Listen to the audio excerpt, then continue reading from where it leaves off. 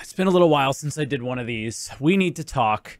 And yeah, I'm just going to ramble a little bit about something, maybe throw some random B-roll up. But anyone who's tired of hearing me complain, this one's for you. I am really changing my mind on something, and I think this video might resonate with you a lot. I made a video a few years back questioning if Star Citizen is a live service or an alpha, and I argued it's both.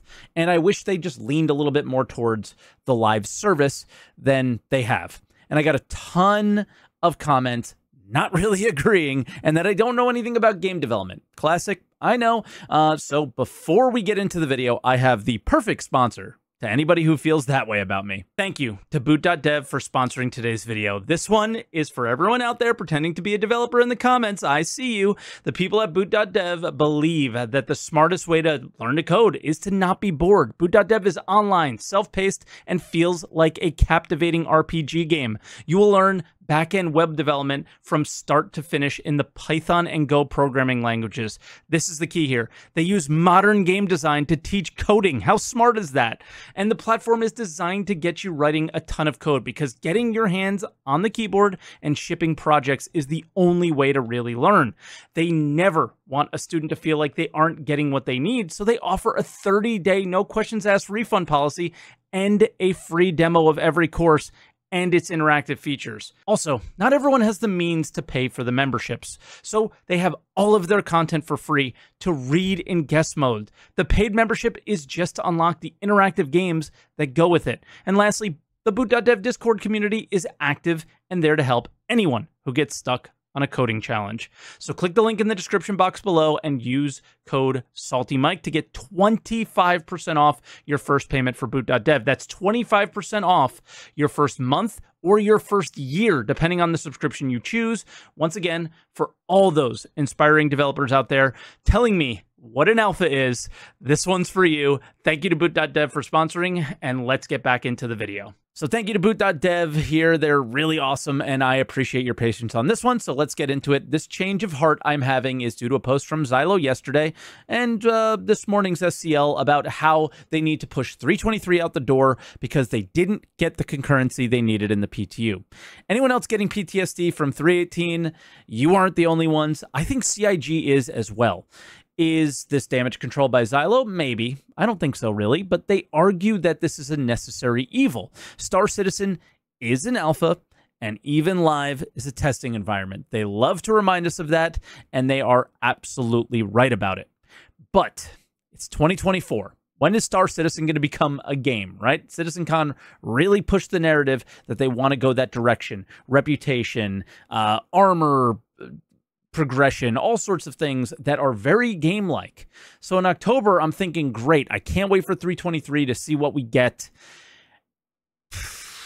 And we got quality of life.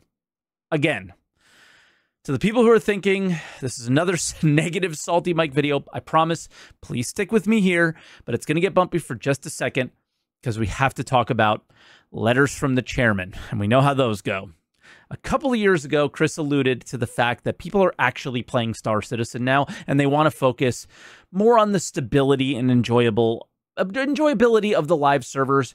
And I held on to those words, and I believed them, and I defended them to my own community who wasn't believing it, at the detriment of losing some really long-time community members.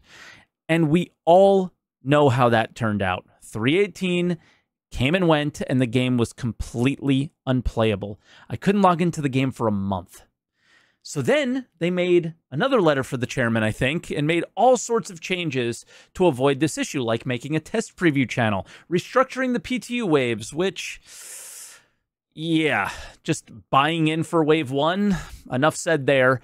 And that brings us to today, where after all this, they still don't have enough concurrency in the PTU, and they still need to throw 323 and our community to the wolves, and praying everything just works out and it's going to be okay. There's never been more hype around this game than there is now. Maybe 318 had a little bit more, but I don't think so. And there's a good chance they're going to kill that hype like they did in 318.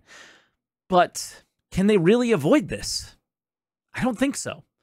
So I stood the hard line that Live needed to be treated like a game since that letter from Chris.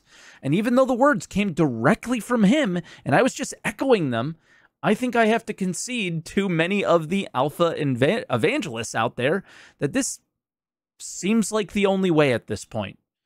For me, I love what I saw today. I think the team was open and honest with us, and the fact that we're going to hit a rough patch, not only with 3.23, but with 4.0 as well, I think we need that type of communication as a community. This audience is much older than most games out there, and I think for the most part, the actual people who love and support this game can handle a rough patch like what we're about to experience. There's going to be instability, interaction delays, and more. Most likely, they will be also worse than anything we experienced on the PTU. But if the game survived 3.18, I'm sure it'll survive anything that will happen with 3.23. So I think myself and anyone who stood on the hard line that Live needs to be a solid experience has to accept that it simply is not possible right now. And I'm willing to concede the fact that when it is time to take a major leap in tech, the player experience has to get worse in order for it to get better. What CIG is incredibly lucky to have, and if we look at other gaming communities, although this one seems to be the exception, one wrong move and all the good faith you've earned is gone in an instant. It's 2024, but the excuse of the game is an alpha is thrown at me constantly when discussing the most basic game design decisions that should have been nailed down 8 years ago at this infamous CitizenCon. So I absolutely accept the fact that right now we need to take a step back in order to take 2 more forward. But the steps forward will never be worth it to me if all it shows is the potential of what the game can be. That's where the it's an alpha argument never made sense. In an alpha, you prove out design and experiences and progression, economy, missions, gameplay, mid-game, endgame, raids, and so on. CIG can't call itself an MMO until it's massively multiplayer. And that's where we as fans need to accept times like 3.23 and surely 4.0. But it simply cannot call itself a game if it never built one inside all of this incredible tech. I absolutely will take the pain now for the gain later, and have been for years. But I want to ask you this. There were 3 key moments in Star Citizen's history fairly recently. 3.15, the introduction of looting, healing, downstates, and more. 3.18 with PES, and now 3.23 with replication layer that will eventually lead into server meshing in 4.0. Was the amount of game design, progression, and more, balance, ships, general thoughtful decisions during that time, was that enough? For me, that's the only real change I ask for, because it wasn't for me. They, as a studio, still need to prove that Star Citizen is possible, but what's the point of proving you can do it without having that experience baked in? I may sound like I don't think this is happening right now, but it's quite the opposite. The monthly reports and even 3.23 features are saying otherwise, right? Master Modes is arguably polarizing, but it's still kind of deciding that whatever 1.0 feature is. A lot of the FPS changes are pretty good. Sniper Glint aside. You got Maelstrom being worked on, scanning, crafting, economy updates, and obviously the cargo changes are in the works. A lot of talk on SCL about cohesion, a lot of talk. But they can actually deliver on this talk in between these rough patches to push the game forward. You will never have to worry about low concurrency again. You'll have a different problem if you push the game forward. Too many players. Everyone knows that if they put a decent game, just a decent one, in the world that they're building, they're going to have a hit. What I worry for is that I'm falling for another letter for the chairman, or are all these new faces saying all the right things actually going to right this ship? We'll see. All I will say is I'm going for I'm going to go for this ride. I'm going to go along for the ride as rough as it may be. And with that, I'll end my random rant on a Friday night. If you enjoyed the video, hit the like button. I'm sure you'll have something to say down below, so leave a comment, but be respectful. And go ahead and check out boot.dev. They're awesome. And I'll see you guys in the next one.